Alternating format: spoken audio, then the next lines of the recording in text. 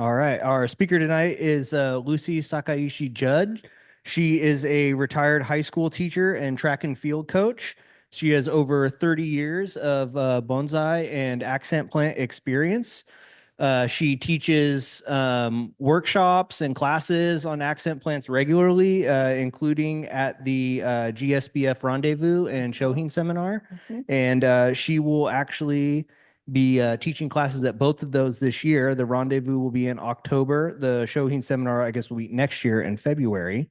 And she has been invited to display Kusamono at the National Bonsai Exhibit in New York. So I'm going to hand it over to Lucy. This is going to be a really cool and interesting night, and we're all looking forward to it.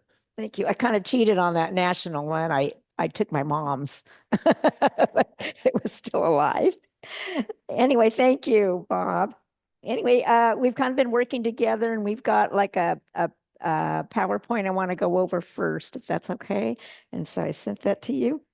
Anyway, these are a lot of plants, and this will be kind of fun to do a workshop tonight. Those of you that are interested, it's a $10 fee for 3 to 4 plants. And I have my pots I'll tell you about, and you can purchase those as well. But what we'll do is select things during the break, and then Kathy and Pam will collect the money, and then we'll kind of set this table up and bring your chairs up to do a workshop today. Okay. So companion plants, if you could put it on slideshow, thanks. Thank you. I'll kind of, let's see. Oh, was that my issue?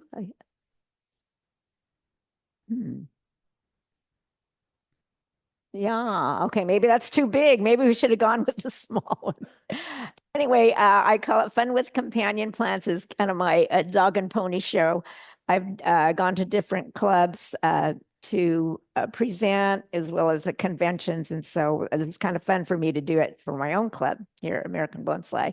So just a little intro. This is some plantings that you see in nature, or excuse me, that's my yard. So not really Mother Nature, but we those things have been planted and around rocks, around a pond. And so you notice these little tiny accents, and it's fun that we've incorporated with our bonsai and our displays. And my mom kind of was one that that did start up a lot of it to get clubs to display with their trees. And so I think she was kind of the instigator and inspired me to continue propagating plants. So these are plants that I've propagated. Whoops, who's that? I'll keep chatting on so we don't need to look at me. Yeah. So next. Just for some samples of things that these are my accents, and here I have just that little figurine on there is just a little crane that is stuck on a piece of wire, and that is a dwarf mondo grass, dwarf, so it's very small, maybe about 4 inches tall. Over to the left is a succulent in shell blooming. Down below on the left, the pink flower is actually a bulb, 3 bulbs that sprout. Luckily, we get the peony flower, and they flowered maybe last month, gone now. Down below, we have a juga, and that particular pot was one that my mother had made for a convention in one of her workshops. And what she did was take paper mache and cement, and this took months and months for her to create these, soak them in the lye. And, I hope she used gloves, but she was doing this dangerous stuff to create some really neat, nifty pots. And some of them have broken, and I do find some, and I've seen some at shows. So it's kind of fun to see that legacy go on. And here we have the same succulent as the one on top, more of the green. And then if it's in the sun, it gets that red. And I have a few of those tonight, and then a juga. Next. Thanks, Dodie.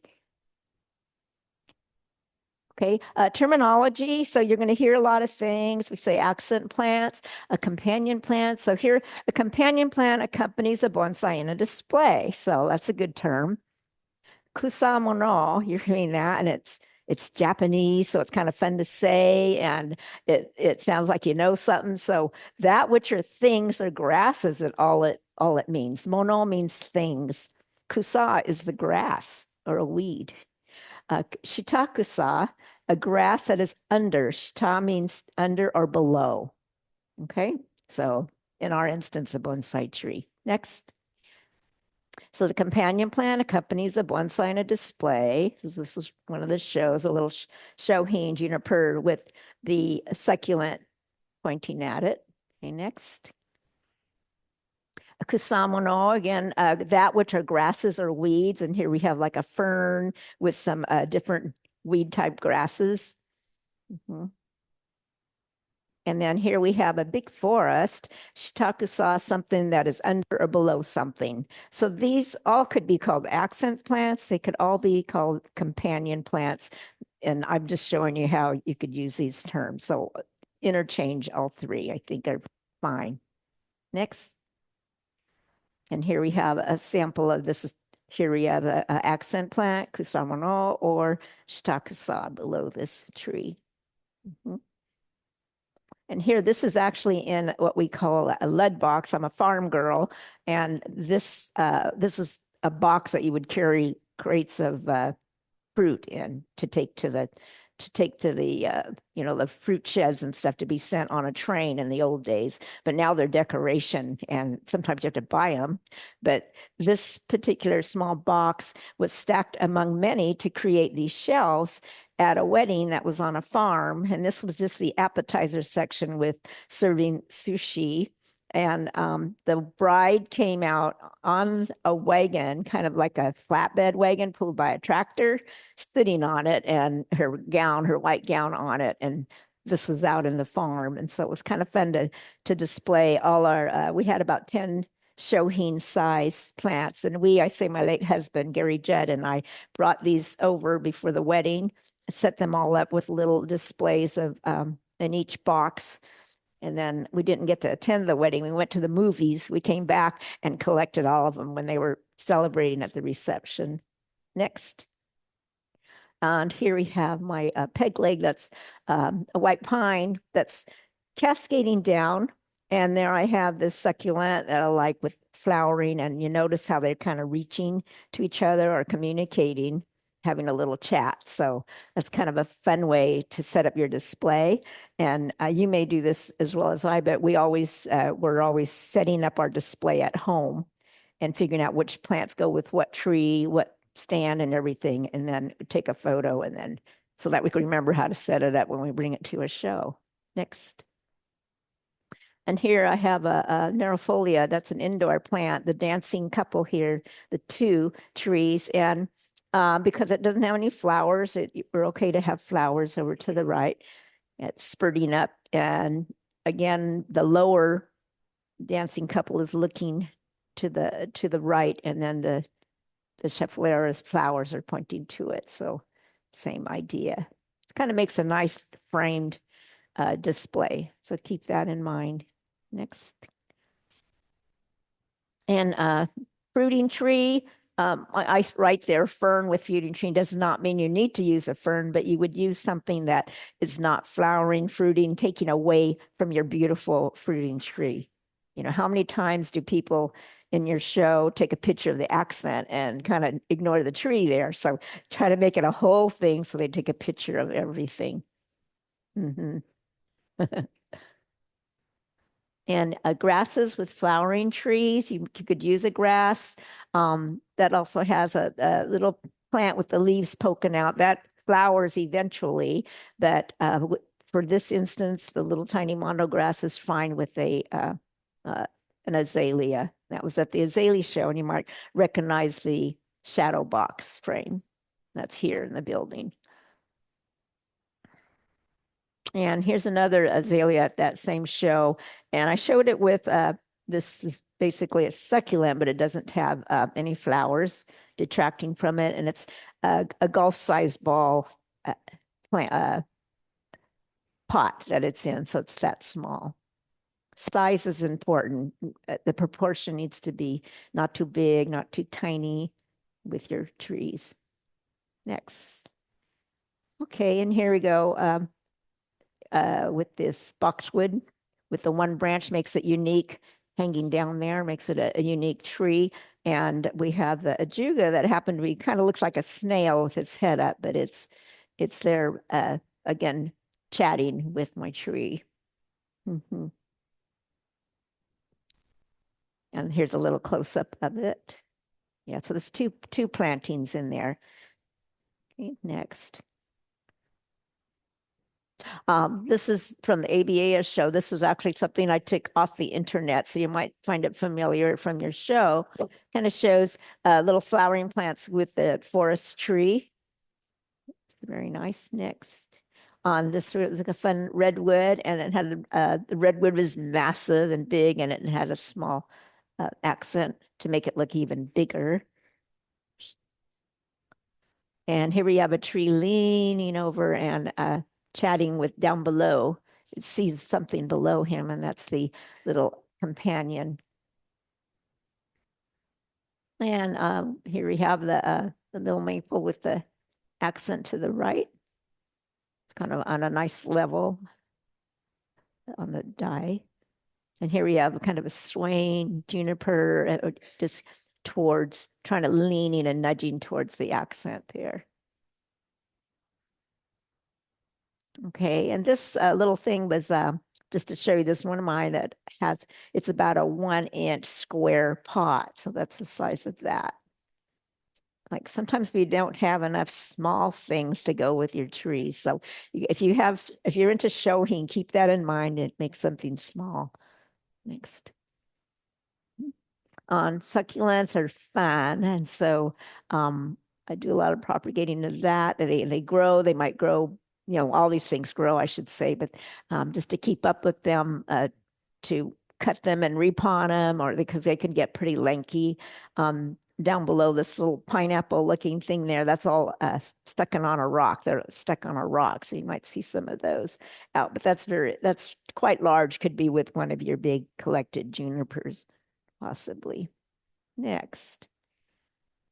Yeah, just to show you the concept of that. That's a regular, your drinking size water bottle with a little tiny thumb, like a thimble sized pot.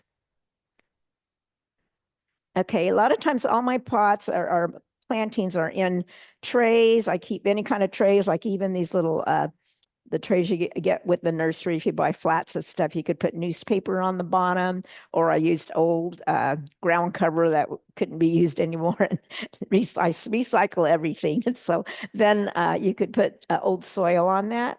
And then, some people say lava rock in a tray works. I put old soil in it. And then I just like my bonsai trees. In fact, this one was in another pot and I cut the roots off of it. But I do the same with my smaller pots, and they would be put on a whole tray because I have several. Yeah. Thank you, Dodie. Good question, because that's a small pot. And I think now you're probably watering more often at home with this weather. Oh, it's kind of fun. That's a little square tile. And in this little pot is that red succulent matching my nails. Okay, next. Don't look at them. Anyway, okay, I shouldn't have said that. Okay, then we have grasses. Here at the top left is a fiber optic kind of grass they call Tina Turner grass. And so those are kind of fun. And here we have the different sedge, and when it has spurting the little seed things. Some people say they're like weeds, and that's what's so great about them is you just got to collect them and put them in pots. And the rattlesnake grass over to the right is fun. Yeah. I don't have any of that anymore now, but my mom had some beautiful ones. That's very tall. That would go with your collected trees. I'm saying collected trees. I have small ones, but usually they're massive, big, and it's hard to get an accent for them. So the grasses work nicely. Next. A seasonal change. And so just the same plant, a same plant with, has flowers. Right now in the spring, they're flowering, and everything's growing big, but it's kind of fun to have those plants. And those leaves actually are pretty big. Yeah, that's not a small plant. They could be about 5 inches across as they grow.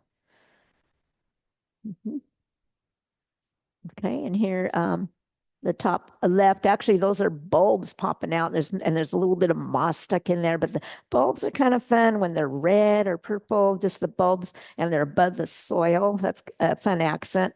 And then to the right, the peony, you see how fat those bulbs are. They're like Hershey Kisses down there, about the size of a Hershey Kiss. And those can be quite expensive as you might buy each bulb. Yeah, at a time. But fun when they flower. And they all, if you buy 5, they all usually don't flower. So, or my luck. Yeah, next. Here we have rhodohypoxis. These are tiny bulbs. Bulbs are fun to throw in a pot like they are in your yard. All of a sudden you have daffodils. You know, all of a sudden right now there's tulips, but it's a fun surprise when the flower comes out. That's a little mix with ferns you can see. Mhm. And here we have a little scilla type things. And if it's in the sun a lot, it seems to get that flower. If it's in the shade, it gets long and tall and you get purple stripes. You can see the little tiny striping. Those are bulbs too. I have those. And here we have the cyclamen. It's kind of fun because these are dwarf cyclamen and they will bloom like during the winter time. And so so fun to have flowers, but you'll see that the leaves are pretty by themselves and then later the flowers come out. And then here we just have coloring in the fall, just foliage or just leaves. Next. Kind of fun to the right. I'm going to talk about the ones on the right, the omoto. This is like a Japanese peace lily, but it's curly. And so that's a type of plant they are. And if it's striped, it's even more valuable. And there are clubs in Japan, like bonsai clubs, that just collect these, I've heard. And from a friend. Over to the left here is a grass with these little, if you were to look at each flower on that post, they're like little orchids going around, spiraling on that. Mhm. So cute. Next, Dodie. Okay, and here I've taken like a cuttings, you know, you make cuttings to try to make a new bonsai tree. Well, I took a cutting and made an accent. And so put the cherry together with some ferns. Over to the right is a Louisa plant that comes with, it could be, if you didn't see the flower, you'd have that foliage there. And then the flowers come up in the spring, late spring, and they're pink and orange and white, I believe, and yellow. They can be different plants. Down below is like a little succulent. I kind of call it, it's kind of like green salad, but it can grow, you know, it's cute, really short, flat to the top, but then it can come up and be long as well and scatter over. And it's okay to display some things laying down because doesn't that look more natural than to have it pruned, you know, like a pruned yard or a hedged thing. You got some natural to it. Next. Containers and dyes you might consider, you know, like this clay pot and your plants can spill over on them. On both of these, you see. Next. And the dyes, yeah, this is a pot I'd made on the top left shown here. And that particular pot sits on a slab, a small slab. So you should place your accents with the dye. It kind of looks empty just sitting on the nice tablecloth. To the right is a shell that's kind of stuck together by barnacles, very natural find that my mom had found. I still have that shell. And because it kind of lays down there, when I plant it, I keep it laid down in another pot and the plants go upward. So you see the plants are kind of facing up because that kind of lays down for display. And here we have another rocking one here, the sassafras, and on a dye that because the plants are spilling, I chose that dye that also spills out. And top right, again, a small little, you know, smaller than my fist, a golf-sized ball pot. That's it. Next.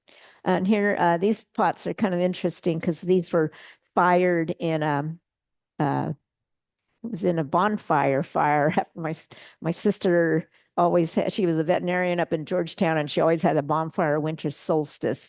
And after the fires, they would put in these pots that were fired once already in a kiln. Then they painted them, and then they would put them in the ashes, and she'd pick them up the next morning and try to deliver them to everybody to figure out. Every year she has these lost souls of things that people have not claimed in her community, but everybody makes them around Thanksgiving as an activity, and then she collects them. But it's kind of fun because you never know what's going to come out when it's fired, the colors, and will they show or not, or be brown or ashen. That these are special pots to me. Next, because she's retired. No more winter solstice. Here we have a die that's made. These might look familiar too. It's just a bamboo mat, a little square mat that is used for coasters. And so the coaster works nice as a die. And there's all kinds of coasters, round ones and whatever, but you'll get either 4 or 5 in a pack. And so if you're out souvenir hunting or garage sale hunting, you'll find little things that work as a nice dies for your accents. And kind of fun with the pink flowers of the rhodohypoxis. Next. Multiple plants. Sometimes it gets a little too busy, so you got to watch yourself how many you put in a pot. And so here we have busyness on the top left, but that's a large pot. Down below, what's nice is it has a nice tall grass. So you might think of something tall, everything of different sizes. And this has grown enough where things are spilling out to the side, the bottom one I'm talking about. To the top right, there all of a sudden the ajuga flower spurts up about 3-4 inches. And at the same time bloom the bells over there, the snow bells. And below, the ajuga always has nice foliage, the leaves and stuff. So I have some of those ajugas here too. So that's multiple plant. Next. Here we have, this is kind of, you might call it a dandelion, but the flowers look a little different and the leaf structure is different with the coloring. And I got like a clump or a seed from it from Boone, who was in Thailand. So I kind of say this is my Thailand accent plant, and they are not weeds. It is not a dandelion, so it's something special. And the next picture shows the size of it. And so it could be small, and it does get very large. And so this happened to be at the right time, you'll find that it's small, but the leaves can get very large in a large pot. Next. On here next to the cold water bottle, there is these fun dwarf irises in a pot that I had made. And that's it's fun when they bloom. They always don't bloom every year. But this is the dwarf irises. Next. And then you get something super tall here, type of like Mondo with the grasses, fun to display, or your accents can also be on a table all by itself. So keep that in mind if you're entertaining. Next. And here I kind of display in front of my workshop. And so here we have that clay pot, that pot made of paper mache and cement that my mom made. And with the accent succulents spilling out, natural, laying down, standing up, doing what it wants to do. And so rather than trim it all up, it's kind of fun to see that.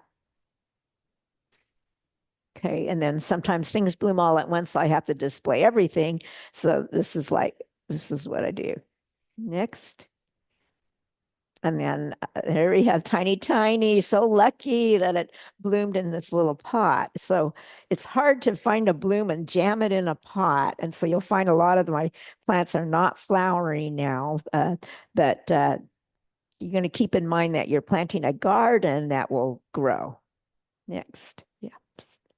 And then anything's possible. And so I do have these tiny pots as well.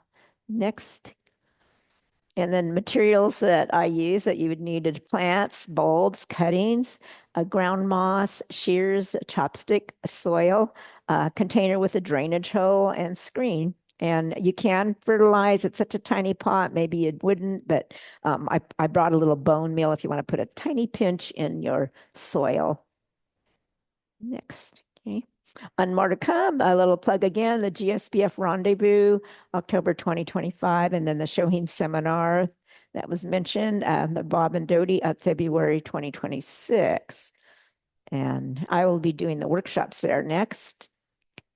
And so this is kind of what it's like. It's like a fun time to chat and meet with people. And we're doing the workshop, and you see on the table, they're playing with all their things in their kits. Next, that was a Kusamono workshop is what it's called. In the kit, they'll get some Kusamono plantings, 4 pots and containers that I've made. A moss ball, we'll be making a moss ball. I have a picture of that. And any plants they want, and shears and a chopstick. Next. So we all get a kit. And so here's something that someone made, and the string is to hold the moss on there. That it's a red rose that's still blooming. It's kind of fun to see. And that's about 2 years old. Next, and here's one sample of one that was done at a workshop by one of the students. Yeah, so it was with a seedling, and some plants. That's the kokedama or moss ball, and I'll be doing that in the workshops. Yes, next. And then you meet the nicest people. These are people from our American Bonsai Club that were at our recent workshop. So it was fun. Okay, and I think there's one last slide. Okay, I'll do a quick demo, and then we're going to play Kusamono. Okay, so it's not a card game. Now you know what it is, right? Okay, thank you, Dodie. That's it. Yeah. Okay, so let's see, I'm going to get my gloves on. So I'll do a little demo. Won't keep you sitting for very long. Yeah, for my yard. And geez, like I said, we're probably starting to water. I find they were kind of dry when I collected. I was waiting and waiting to collect before this day in my yard. But what I did, they were very dry. I put them in trays and then set them in water, and then they kind of perked up. So kind of like, reconstituting dry food, it seemed to work. So I know we have a cellar of moss, or used to. Yeah, no, I haven't. I usually go collect, and I remember collecting from a bank, outside the bank, and stuff like that. You walk along and find sidewalks in your community, or for one of the workshops, I actually down the street from my walks, a neighbor, and I saw this beautiful fluffy moss because the sidewalk was so wet all the way down. And so I waited several days to see if they were going to clean it up. And so I took a few, and then the next week, someone had scraped all the moss and made these piles on it. So I went and collected the piles and then laid them all out. And I got to use it at my workshops. So I was lucky that they had this beautiful moss for the moss balls and stuff. So that's why I collected those. Okay, so all these plants I've propagated, and so for you, I've got, see, I'm gonna create something in something unique, a shell. Okay, and so this is an oyster shell. I don't know who got to eat that, but nowadays you go to these restaurants where they serve the oyster shells in a buffet, and they're not that big anymore. Oh, Kathy was real lucky with a huge one at our last luncheon at the China buffet. I went to Bodega Bay to go camping, and this is the size they get now. And so it's hard to find. You go to a oyster place, or the oysters are farmed out there in Bodega Bay area. And so the farmed ones, you get a bigger one if you buy grilled or barbecued. If you want them raw, which I like, you get small ones. So I think there's different varieties of oysters, but I've drilled a hole in them for the drainage. Okay, so I'm going to using this just for fun, and I'm going to put a little screen in here. My friend Vince Young, I call him Mr. MacGyver. He's the one that taught me this years ago. But I use this drywall tape, and the roll is much bigger. This is what we're down to. And just cut a little square. Can you see that? I'm going to make a square out of it and cover that little tiny drainage hole.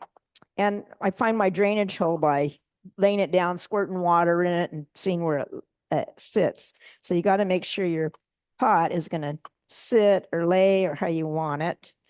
Okay, I'm going to put, sure, Clarence. Yep. What's that? So it drains in this little hole, I assume. I did drain it hole. Sometimes the shells are not so, they're flat, and you could probably put the granular soil and put succulents in it. That's what I've done that. Because sometimes I'll propagate things in a flat tray, a meat tray or something, and there's no holes, and the succulents do okay. They don't get too wet. Okay, so I'm putting this in here. They tend to stick. Sometimes they don't. I'm going to, just for fun, I found this was just sitting on my shelf like that. But of course, that plant was straight up. But anyway, this was kind of fun. So rather than whack it off, which I would do because I'm propagating, I thought I'm going to save that and see if we can stick it in a pot. So what you're going to do is with your tray, you're going to kind of mush and try to get this worked out, pop out the soil. It might be a little crumbly. You might have to trim up a little bit. You're going to look at the front. I kind of want it on this side. And my plan is to either let this dribble on the table on display. And you can use all the soil or take some of the soil off. Try not to bare root anything, but use all the soil in it and don't make it flat to the pot. Okay. So you probably thought, oh, is she going to put all of that in there? I did. So, okay, there it is. Okay, so that's that. And this will eventually die. We're going to cut, then that will be cut off. And it'll keep rooting. This has a tail. It's going to have another one. This is like, this plant is, I'm going to trim off this little deadened area that was a flower. It's like an aster. I've got this clumped up, just one plant, growing in a bigger shell, and it is so beautiful. And the asters grow about this big. So I'm going to let this grow later with it. So I'm going to put that with it, maybe on the back side. And then I'm going to put, we could use these tiny little psyllid bulbs, showed you. We could use just something that's just kind of fluffy like that.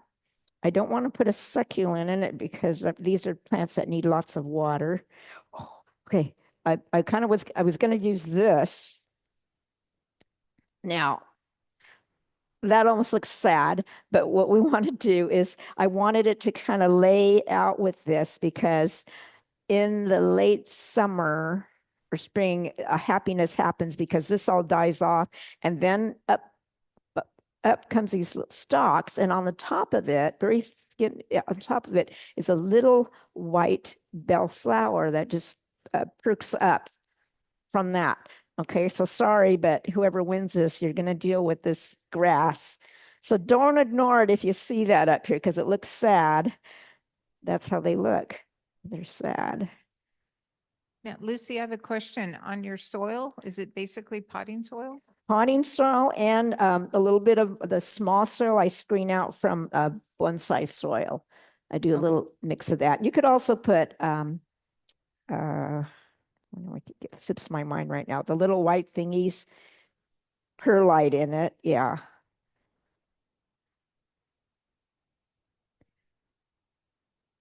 Oh, no. I make, it's in the back. I'm just the bonsai soil when you screen it. You get not the powdery stuff, but the smallest stuff.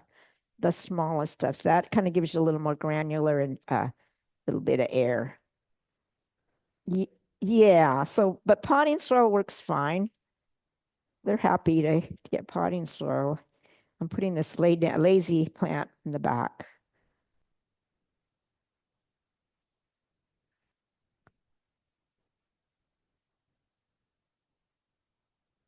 No, I'm planning. Oh, I'm planning it so that I get one down and next to go. Yeah, would be ideal. in some of those pictures, you do see that some of them did have some little accents there. Okay, so I'm just going to put 3, overdo. And the secret bulbs are going to be in the back. And so you'll see in the spring. I don't want that cut off. Okay. So, we could have a lot of fun and keep adding and adding and adding, but whoa, what a mess that'll be. Okay. So let's just do this and try to be a little more simple. 3 is a good number. And then just use the soil from this pot. A little pile. Okay. If you want, you could even cover those bulbs, but what's nice is asters should happen with that. And the asters in the middle, they'll end up spreading out. They're going to keep reaching out and filling this pot eventually. And so will this guy, but that's fun. You can cut out what you don't want, but you are going to be making a garden. Okay, and then we talked about the moss we got. So you're just going to get little to finish it up. Okay, and this keeps your soil moist as well. So, okay, this is the before. Don't look at that thing dangling down. Okay, I'm so trying to do it so you can see. And so the moss is just going to get jammed in there. You can squish it. It'll perk up. Put it in the shell. Okay. No more. Okay, now I'm doing the back side. Okay.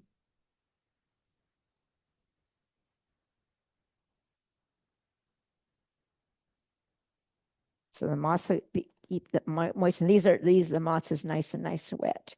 If you have any patches in your garden that have moss, go check it out and just make sure that you're watering that too, as well as your bonsai, and you'll have access to moss. I've tried growing moss, but without, it's just too much trouble, So luckily I've got a yard where I can access or take a walk in the neighborhood and find it on sidewalks. I find that I've collected from trees, and they seem to be, they're not in any soil. So it's, you pluck it off a tree and then you try to pop it in the soil. It doesn't grow very good. It's happier on the trees, I think. Got one more spot. Okay. 2 more spots. Okay. And you kind of clean up your pot. Okay. I said you were looking at the front, I'm looking at the back, and I want this. Okay, they're playing here. Okay. And if I were to display it, okay, had a towel, excuse. So it would be something you would actually lay down on your table. You could do something like this down, and it just sits in the air. This other tail sits in the air, even though it has roots on it. So I think the water just drips down to it. Another thing you can do is take that and plant it, maybe not here on the end, but stick it right here next to it. Okay, so you can do what you like with that. But that's kind of a fun bonus, is to have that. Okay, so there's one. And then we'd lay this down with it. You wouldn't swish this grass to the left and everything and make a try to make everything kind of flow to one side and play with that. Okay. Then with a small one, I just want, just for fun, there's a little $3 pot. This is a summer one if you have a Mama Shohin or something. And Dolores brought these little succulents. These are fun, but you could just plant something like that in it. Isn't that sweet? And or something tiny, even a leaf, and it'll grow in there. But I like your smile. You're so cute. Anyway, so kind of a fun thing. Yeah. Crazy fun. And that'll be a showstopper. That little tiny thing. Yeah. And all you did was pop it in there. Yeah. Okay. But fun thing to do. I'll set that over there. And so our other one is this shell. Okay. So with this one, we did a multiple, so we're going to do a single one. I just kind of show you, I could do some things you could do. Again, work the soil out of it, pop it out. Here's one that's going apart. You could do something like this. Okay. Oh, this succulent must be the star of the show. This is, there are a lot of pictures of that, but that's in a small shell, and that would be handy. Okay. So you could do something like that. You could put bulbs in it and let them grow. Oh, I was going to put this in that one. Maybe I will later. Scott brought these. Scott Chad, and these are the fun thing is that blueberry on this short dwarf mondo grass. That the blueberry thing is kind of fun. Got to stick that in there. But these, something like this could also be very cute in a tiny pot, and just have that in a small pot. Just a little bit of mondo grass because that stays small. We've got the little potted, this is small. Ooh, okay. This is a 4 o'clock succulent. Okay. This 4 o'clock succulent, this will bloom kind of a dandelion looking flower. And right now they're just starting at my place, and they bloom at 4 o'clock. So my mom told me they're called the 4 o'clock flower. So what I did, I'd made a lot of plantings and gave them to the secretaries at my school. And I told them, when these bloom, you can go home. That was at 4 o'clock. And so they loved it. Yeah. So I hate to set the rules, but that it was kind of fun to do that. But that's the 4 o'clock plant. And then Dolores brought these too. It's so fun. But here's, it could be something like this. And that's how you want it to grow. If you were to plant it, and then the everything would end up popping out with the flowers and stuff, but it's growing in that shell. We have a question from the Sorry. chat for you. So when making these with a mix of plants, should they all have the same light and water requirements? And is it preferred that we combine things that will take turns when they are displaying their best feature rather than all competing for center stage at the same time? Okay, I kind of caught them watering at the same time, and that's what I have to do because I have so many. And then putting them on a tray. Things like succulents can be more in the sun and drier, and so all the succulents are over here, pretty much. They can be in drier areas, so I do have them in pots on a shelf that's in the sun. All these things, but good question, yeah. But when you're watering a whole yard, as I have, I water everything together. But they the succulents also can be in more like bonsai soil, very granular. Good question, thanks. I'm glad you're watching. That's something like that. But I'm going to do for fun, I'm going to put the 4 o'clock flower in there, and this will be part of the raffle. So this will have a bloom. And then what's nice, I found finally, I was playing with this at home and couldn't figure out how to put a planting in it, but it sits up like this. It could lay down and your plant would be poking up. I have some that have to do that, but this one sits. So these natural pots, you kind of have to play with. Okay, and so just use the soil that comes out of the pots. So it's all self-contained in your little kit. Okay, and so I'm just going to put one in here. This actually does spread, and this already has nice roots in it, so we're going to trim out the roots.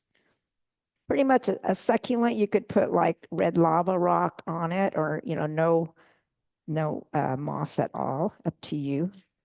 Yeah, it doesn't really, succulents really don't have moss around it, but it's kind of a fun finish.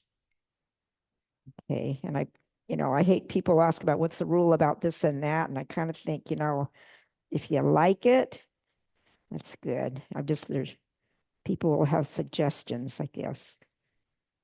Okay. So a little red moss would be that. And then this could sit by itself as well. Okay, you can't see it. I think, oh, Paul's doing something. Ta-da. Okay, so it'll sit. I could put 2 in there, but then I want to be sure someone gets this other couple ones there. So those are the 2 demos that pretty much you could do. Just to tell you a little bit about my pot.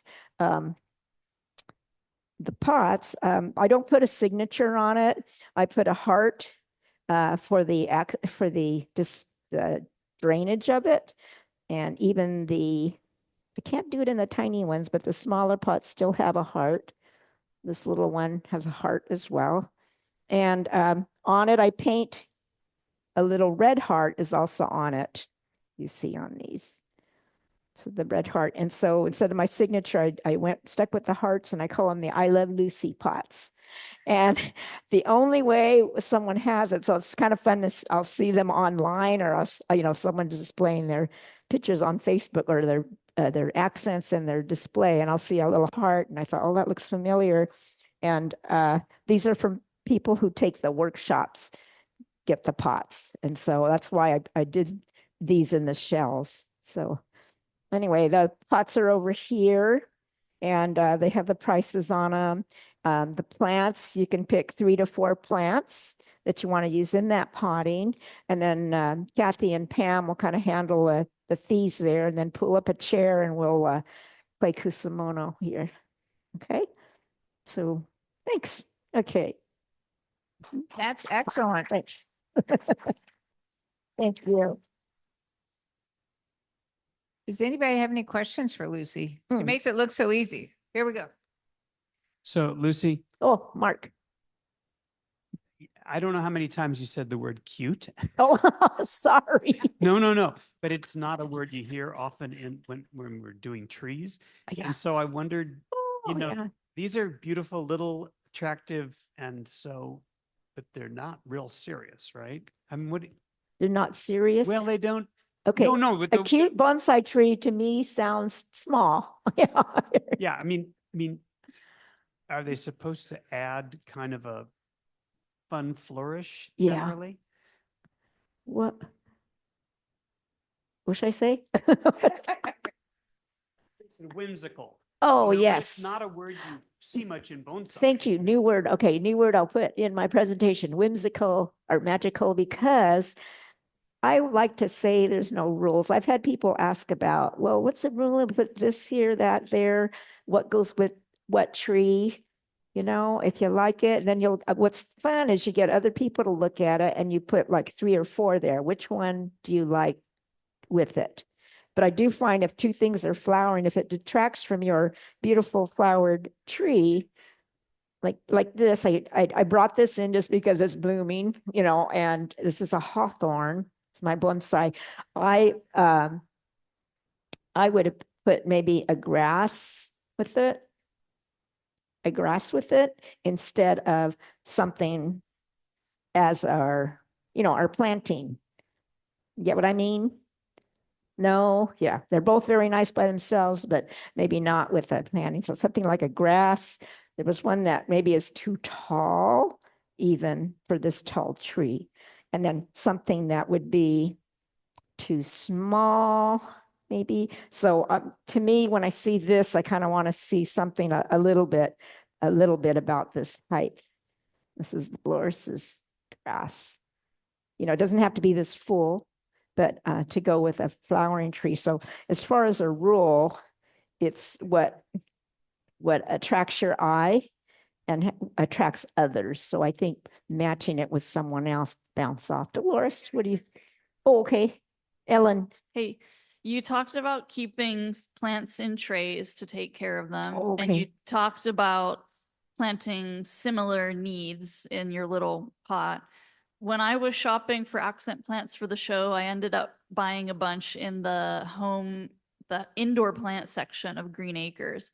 Mm. But now that the show is over, like I take care of my bonsai outside. I don't want to start a whole indoor housekeeping. wonder- I know plant they're- keeping hobby. You know, So do you Ellen? keep plants outside and inside? Inside.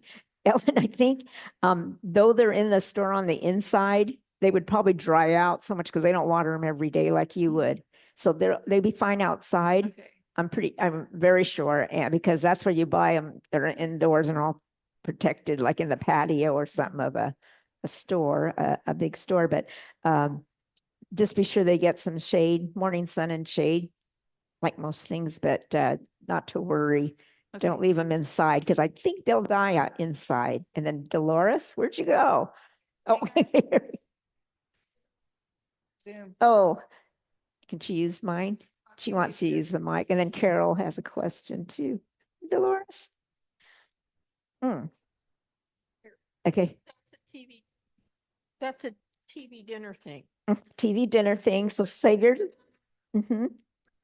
Yep. Oh, red lava. And that's how I keep, if you just want to do one, you can do that. Or Lucy had what, a meat tray? Or Oh, no, I just use the you big tray a lot. You I can use use the the meat flat tray. trays. You can use like a meat tray. It's a little bigger. You can Mhm. hold 2 or 3.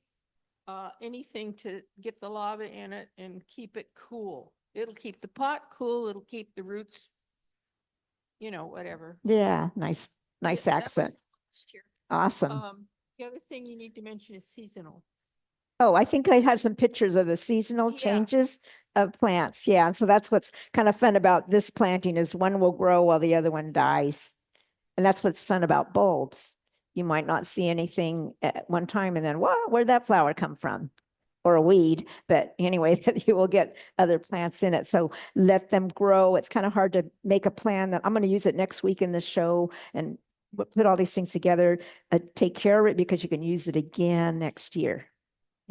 Lucy, Yes, Carol, with your beautiful hawthorn, thank you. gorgeous flowering, I noticed you've got some green mondo grass under the table. Oh, yeah, Scott how- brought that. How would that look in juxtaposition to the hawthorn? Oh, okay.